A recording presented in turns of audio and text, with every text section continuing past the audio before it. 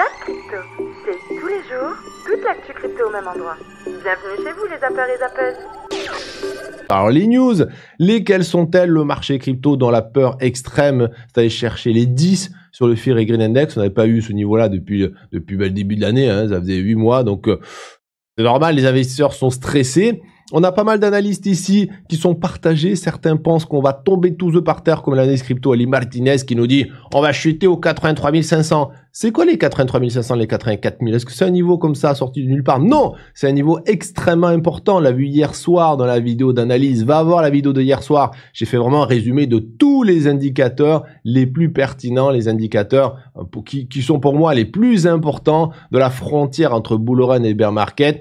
Certains sont allumés en mode attention ça pue, certains sont toujours là, et notamment les 38 de Fibonacci, palier extrêmement important qui est aux 84 000 $. Tant qu'il tient, le Bitcoin est toujours sur une tendance haussière. On va voir la vidéo d'hier, il y a tout qui va être résumé. Bon.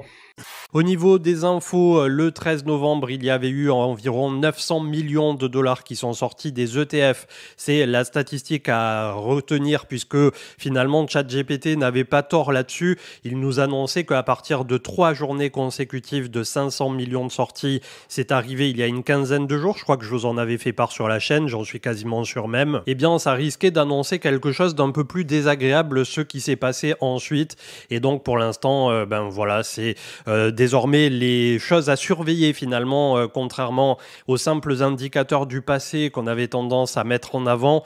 Là, voilà, le comportement autour des ETF retranscrit très bien ce qui est en train de se dérouler.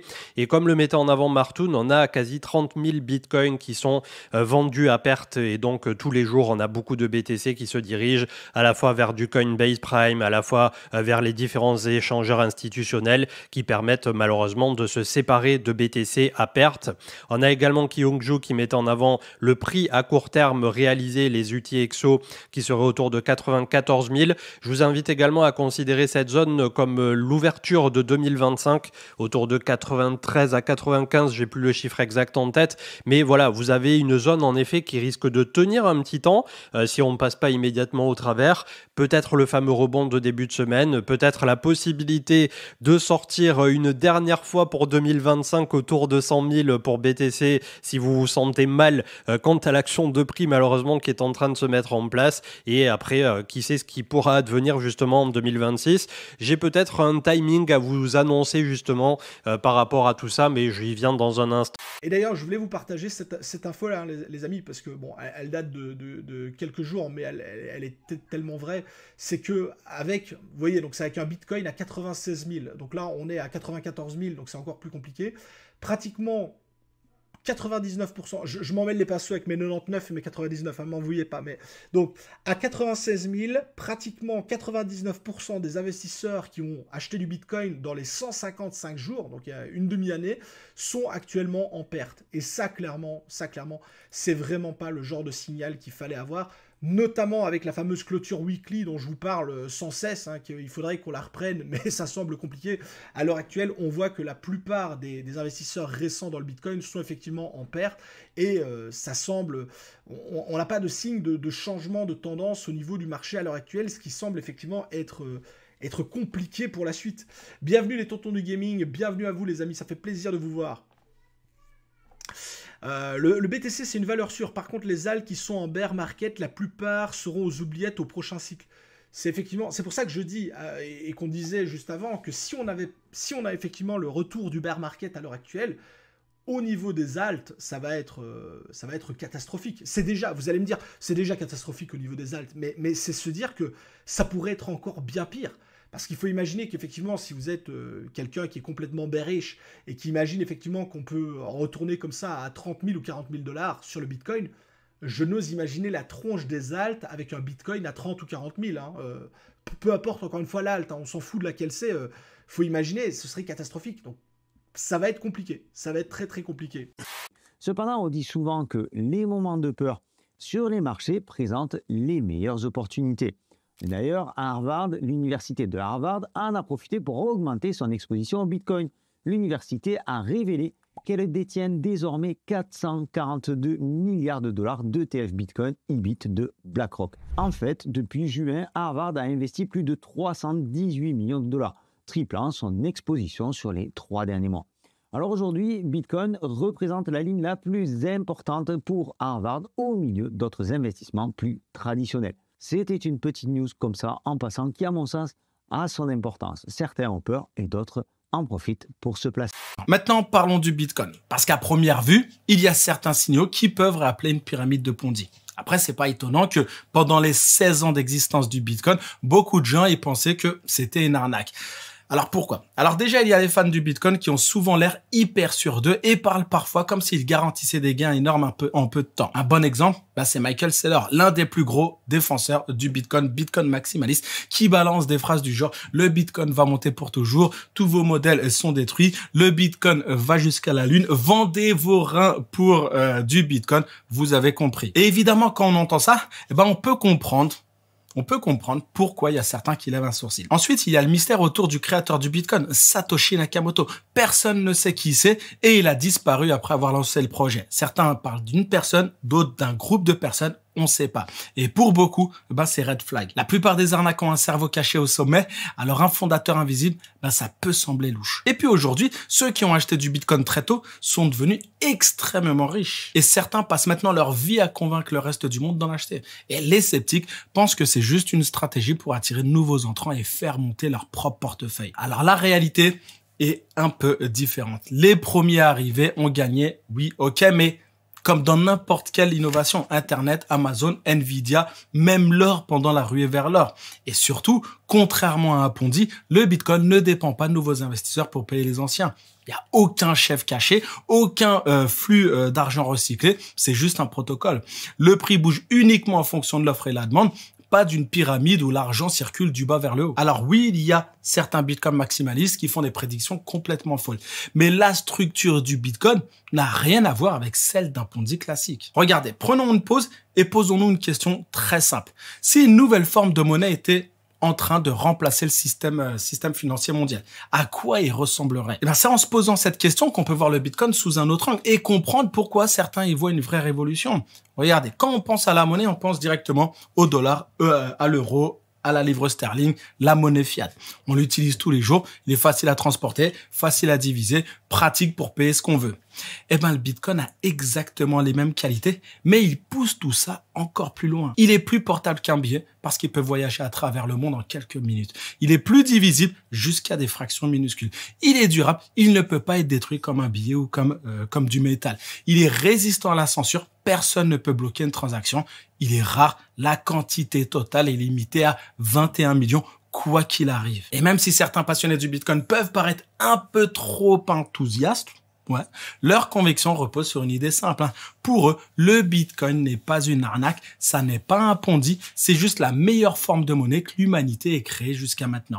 Et par les derniers événements qui ont eu lieu à Dubaï. Car nous avons appris cette semaine que dans le sable du désert, à proximité de la frontière entre les Émirats Arabes Unis et l'Oman, c'est la conclusion d'un crime et le début d'une enquête qui ont pris place. Roman Novak, entrepreneur du scam d'origine russe, a été retrouvé enterré en plusieurs morceaux avec son épouse.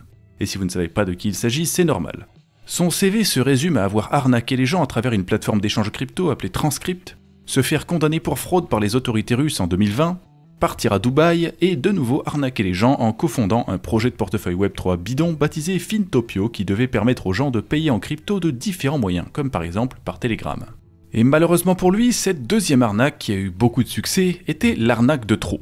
Les 500 millions de dollars qu'il avait reçus d'investisseurs majoritairement russes, chinois et moyen-orientaux ont causé sa perte.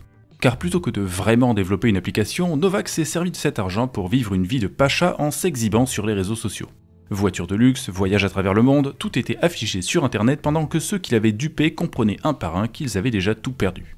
Et parmi ces derniers, on trouve notamment 3 Russes. Konstantin Schacht, un ex-policier reconverti en trafiquant de drogue, ainsi que Yuri Sharipov et Vladimir Dalekin, 2 anciens combattants revenus d'Ukraine au passé également plutôt sombre puisque Sharipov par exemple aurait été impliqué dans une affaire de meurtre en 2003. Ces gens-là, qui n'avaient plus rien à perdre et pas vraiment envie d'aller voir leur plainte être classée sans suite, ont décidé de régler le problème par eux-mêmes. Ils sont allés à Dubaï puis ont loué une villa, des voitures, embauché des intermédiaires et auraient même invité certaines autres victimes de l'arnaque Fintopio. Puis ils ont contacté Novak, se présentant comme de riches investisseurs étrangers prêts à discuter. Le 2 octobre, Novak et sa femme, ne se doutant de rien, sont allés rendre visite à leurs soi-disant investisseurs. Et une fois arrivés à destination, ils ont été torturés par les victimes de leur arnaque qui espéraient récupérer leur argent. Mais apparemment, les portefeuilles crypto de Novak étaient vides. En l'apprenant, les kidnappeurs ont décidé de lui faire payer avec sa vie. Ensuite, une fois Novak et sa femme enterrés un peu partout, les kidnappeurs sont allés fouiller la villa de Novak et ont pris tout ce qu'ils pouvaient trouver. Portefeuille crypto, disques durs, etc. Après, la plupart de leurs traces ont disparu et pour l'instant, les seuls suspects arrêtés ont été les 3 Russes qui auraient planifié tout ça. Mais cette affaire est très loin d'avoir été élucidée. Déjà, on ne sait pas où les 500 millions que Novak devait avoir sont passés. Et puis, les amis les plus célèbres de Novak complexifient un peu le tableau. Certains médias indiquent notamment qu'il aurait eu des liens étroits avec Pavel Durov, le fondateur de Telegram, ainsi qu'avec Evgeny Antipov, créateur d'un célèbre service d'OSINT qui aurait lui-même des liens avec les autorités russes. Et pour couronner le tout, ces deux-là ne sont pas les seuls dont la simple mention complexifie l'affaire, car parmi les victimes de Fintopio, il y aurait également eu des membres du FSB, l'organisation qui a remplacé le célèbre KGB soviétique. Il y a donc assez peu de chances qu'on finisse un jour par savoir exactement ce qui s'est passé. Tout ce qui est certain, c'est que Fintopio a désormais disparu pour de bon, et que les 2 enfants du couple Novak grandiront aux côtés de leur grand-père.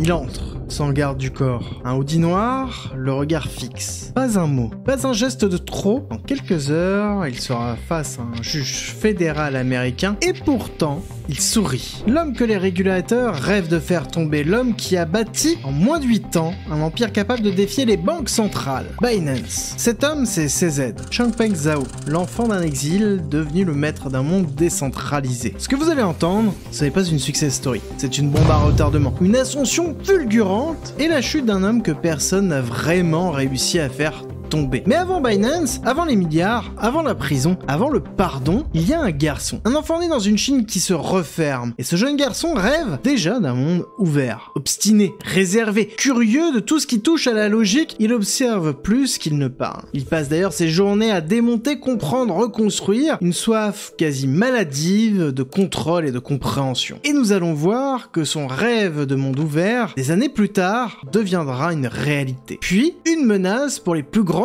puissances financières du monde. Né en 1977, dans une province perdue en Chine, CZ grandit dans une famille d'enseignants. Des parents qui sont humbles, cultivés et surtout profondément attachés à l'éducation. Mais dans une Chine encore secouée par les séquelles d'une révolution culturelle, la connaissance est un véritable luxe, parfois même un danger. Et ce qui va produire forcera la famille à tout abandonner et changera le destin de leur fils à jamais. Son père, qui est alors professeur d'université, est accusé de pensée bourgeoise. Il est alors exilé et surtout humilié. C'est à ce moment-là que le jeune CZ comprend très tôt que le pouvoir peut briser les meilleurs esprits. Et c'est dans le silence de cet exil familial qu'une conviction se forge. Le savoir sera sa seule arme. À la fin des années 1980, la famille Zhao quitte la Chine. Direction Vancouver, Canada, encore et toujours cette terre d'accueil. Il fuit la pression politique cherchant une vie meilleure. Mais le rêve occidental a un véritable goût amer. Ils ne savent pas encore, mais ce départ précipité va poser les fondations d'un empire que même les États-Unis auront du mal à contrôler. Jamie Dimon, le très influent PDG de JP Morgan, plus grande banque des États-Unis, et longtemps connu pour ses attaques contre Bitcoin, a récemment changé de ton. Lors d'un sommet organisé par le magazine Fortune à Washington en octobre, il a déclaré « Blockchain is real ». Et dans la foulée, il a annoncé 2 choses. Un nouveau stablecoin et un programme qui permettra d'ici fin 2025 à ses clients institutionnels de nantir du Bitcoin et de l'Ethereum comme collatéral pour obtenir des prêts. Une première dans l'histoire de Wall Street. De son côté, BlackRock, plus grand gestionnaire d'actifs au monde, a lancé un fonds monétaire entièrement tokenisé sur blockchain, déjà valorisé à plusieurs milliards de dollars. À première vue, on pourrait se dire que ça y est, les géants de la finance entrent dans la crypto, que l'adoption institutionnelle est enfin là, et que tout cela ne peut être que positif pour le marché. Mais ce serait une erreur, parce que quand ces acteurs parlent de blockchain, ils ne parlent pas de crypto. Ils ne parlent ni de décentralisation, ni de wallet, ni de gouvernance communautaire. Ce qu'ils construisent, c'est un autre système, une finance blockchainisée, oui, mais parfaitement sous contrôle. Les USA sortent donc d'un shutdown historique et les chiffres économiques vont débarquer avec un mois de retard. Enfin, si ça débarque. Rien n'est garanti. Côté inflation, rien ne bouge, elle s'accroche toujours et elle refuse catégoriquement l'idée de descendre vers les 2%. 2% que Powell répète comme un mantra tous les matins. Pendant ce temps-là, l'IA fait office de béquille nationale, soutenant toute l'économie. Sans elle, on est quasiment sûr qu'on parlerait sûrement beaucoup plus de récession. Et pourtant, ça commence quand même à craquer dans tous les coins. Les indices tiennent encore, on l'a vu sur les tendances de fond, mais la probabilité d'une baisse des taux en décembre fond comme neige au soleil et on sent qu'on pourra pas tenir éternellement. Depuis plus de 2 ans, les marchés carburent au narratif. Vous êtes prêts? La Fed va baisser les taux, la Fed va baisser les taux et la Fed va baisser les taux. Il vous suffit juste de répéter après moi. Et ces taux qui doivent baisser, Trump en rajoute une couche, hurle partout que les taux devraient être à 2%, voire moins. Résultat, ce matin, on n'a plus de certitude, mais un pile ou face à 50-50. Le shutdown a foutu un sable monstrueux dans les engrenages. On ne sait absolument plus où on est la macro. Alors oui, on sait, les boîtes privées qui font le boulot des fonctionnaires nous ont déjà prévenu. Octobre, c'était moche. Septembre, c'était pas terrible. Et l'emploi pourrait être une catastrophe annoncée. Le rapport sur l'emploi du mois de septembre devrait sortir après 50 jours de retard d'ici la fin de la semaine. En finance, 50 jours, c'est une éternité. En 50 jours, le Bitcoin peut remonter à 125 000 $. 2 fois, Trump peut se fâcher avec plusieurs pays en même temps, redevenir ami avec et se refâcher encore. Nvidia peut gagner ou perdre 1000 milliards de market cap comme si c'était de la menu monnaie. En résumé, tirer des conclusions sur les chiffres de septembre maintenant, c'est comme regarder la météo de la semaine dernière pour voir s'il va faire beau ce matin. Le marché est hypersensible et il peut surréagir à tout moment. Il va être très intolérant à toute mauvaise nouvelle et peut tout aussi bien s'emballer à la vitesse de la lumière. Le rapport de septembre dira sûrement ce qu'on sait déjà, c'était pas terrible, mais octobre risque d'être pire. Mais quand est-ce qu'ils vont sortir les chiffres d'octobre? Et d'ailleurs, est-ce qu'ils vont vraiment les sortir? Et s'ils les sortent, qu'est-ce qu'ils vont nous cacher à l'intérieur de ces chiffres? Alors, je vous avoue que rien n'est très clair et personne ne semble vouloir prendre le risque de faire des prévisions ou même des prédictions. Mais il faut retenir que si c'est vraiment mauvais, Powell n'aura pas le choix. Il devra baisser les taux, QI, et on rallumera la planche à billets. Mais si c'est le cas, alors Trump passera pour un clown, et vu son état actuel dans les sondages, sa réaction peut être nucléaire, au sens figuré bien sûr. Là, je vous ai partagé une data intéressante sur notamment les faillites d'entreprises américaines. On en a déjà eu 655, d'accord, depuis le début de l'année. C'est clairement un niveau inédit depuis plus de 15 ans. Et d'ailleurs, justement, cette notion d'inédit depuis plus de 15 ans, on la retrouve sur beaucoup d'éléments aujourd'hui aux États-Unis. Il y a énormément de métriques qui commencent à se calquer à ce qu'on avait au moment de la crise des subprimes en 2008. D'accord? Alors attention, je ne suis pas en train de vous vendre de la peur, en train de vous dire attention, on va avoir une crise majeure dans très peu de temps, etc. Non, ce que je vous dis, c'est qu'il faut que vous soyez prudent dans vos investissements, dans vos prises de position, dans vos trades. Parce qu'on a certes des éléments très encourageants, on va y venir juste après, mais on a aussi un certain nombre de signaux d'alerte, d'alarme, qui s'activent, qui s'allument et qui nous forcent à être vigilants. Beaucoup de personnes sont inquiets actuellement. Pourquoi? Parce que, eh bien, c'était vraiment notre dernier support auquel tout le monde croyait. En fait, on est passé sous la moyenne mobile des 50 semaines, la ligne orange que vous avez juste ici. Donc, on est en dessous actuellement. Cette chandelle hebdomadaire va d'ailleurs clôturer aujourd'hui. Alors, si on clôture comme ceci, eh bien, on aura clairement clôturé une chandelle en dessous de ce niveau. Et ça, pour être honnête, c'est un mauvais signe parce que la dernière fois qu'on a clôturé en dessous de ce niveau, eh bien, c'était le début d'un bear market. Généralement, lorsque ce niveau est atteint, eh bien, vous pouvez voir qu'on l'a atteint à plusieurs reprises ici, et généralement, en tout cas, lorsqu'on est dans un marché haussier, on a un rebond à partir de ceci, donc on verra bien.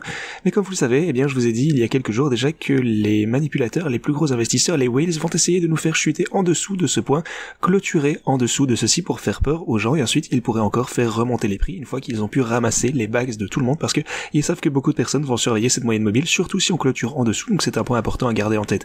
Même chose pour la bourse. Et dernière chose que je voulais présenter, c'est quand vous vous mettez en daily, vous pouvez regarder alors tout ce qui est Golden Cross et Death Cross. Alors là, j'entends énormément en ce moment les gens qui viennent vous dire, sur Internet, ah, on va bientôt avoir une Death Cross en daily, donc c'est la fin du bear. C'est la fin du bull, on arrive en bear. Alors je vous remonte quand même depuis le début de ce cycle. Les gens ont la mémoire courte, hein. Là, on a une Death Cross ici. On en a une là. On en a une là. Là, on va potentiellement en avoir ici. Qu'est-ce qui s'est passé à chaque fois? Sachant que c'est des lagging indicators, hein. Des indicateurs qui ont du retard. C'est-à-dire que le seul indicateur technique, ça je le dis depuis des années, mais le seul indicateur technique qui n'a pas de retard, c'est le prix. Tout le reste, à partir du moment où vous avez une Golden Cross, en fait, la plupart du temps, vous avez déjà eu la hausse. Ou à partir du moment où vous avez la Golden Cross, bah souvent, vous pouvez avoir encore une petite baisse, comme ça a été le cas là, comme ça a été le cas ici, comme ça a été le cas peut-être un petit peu ici. Et très souvent, bah, la confirmation a déjà eu lieu et le bottom est déjà in, en fait, d'une certaine manière. Donc attention à ça. In sur la Death Cross quand tu as un bull run. Après, exactement. C'est vrai que si pour le coup on est vraiment bear market, Death Cross, bah, c'est pas bon. Ah bah mais là, si tu regardes, c'est un peu la réflexion, il me semble, de Benjamin Cohen sur les Golden Cross, les 3 dernières de ce cycle, ça a plutôt marqué une sorte de bottom que une réelle tendance baissière en fait. Hein. Donc ça correspond un peu à ce que tu dis de sentiment avec retard. Mais si tu zoomes un peu sur les 3 dernières Death Cross qu'on a eu, ça a marqué quasiment le bottom. Un jour près, regarde. Là et là. Et là, on va en avoir une en daily. En weekly, on en est encore très très loin. Hein. Vous pouvez vous amuser à regarder. Hein. En weekly, on en est très très loin. Mais même si vous regardez le cycle de 2021, regardez, hein, là. Pour ceux qui étaient là, nous on y était, hein, donc on sait ce que c'est. Tout le monde parlait, c'est bon, c'est la fin là. Complacency, le rebond du chat mort, ce que vous voulez, Death Cross, t'avais tout. C'était calqué à ce qu'on avait sur 2017. Hein. C'était ça. Hein. Cette Death Cross là, tout le monde disait que c'était celle-ci. Finalement, qu'est-ce qui s'est passé? Et pour le coup, c'était pas si de 4 ans non plus, hein, parce que c'était pas censé partir maintenant, quoi. Exactement. Et qu'est-ce qui s'est passé juste après? Paf! Re-Golden Cross après, juste après. Donc tous ceux qui disaient ah c'est la fin. Et là je vous montre quand même le niveau de volatilité parce que les gens des moments ils disent ouais mais une volatilité sur Bitcoin en bull run c'est du 20 à 30%. Bah là je vous montre voilà un exemple 55%. Voilà 55% de correction en bull run avec une Death Cross où on est cherché bien plus bas pour ensuite repartir. En fait à chaque fois que vous avez le consensus, le cycle il va faire un petit twist, un petit truc pour éclater la majorité des participants. Et si tu n'es pas rassasié, retrouve à gauche le Zap Crypto de la veille et à droite le Zap Crypto de l'année dernière, jour pour jour. Tu as trouvé une ou plusieurs actus intéressantes? Fais-le moi savoir en commentaire.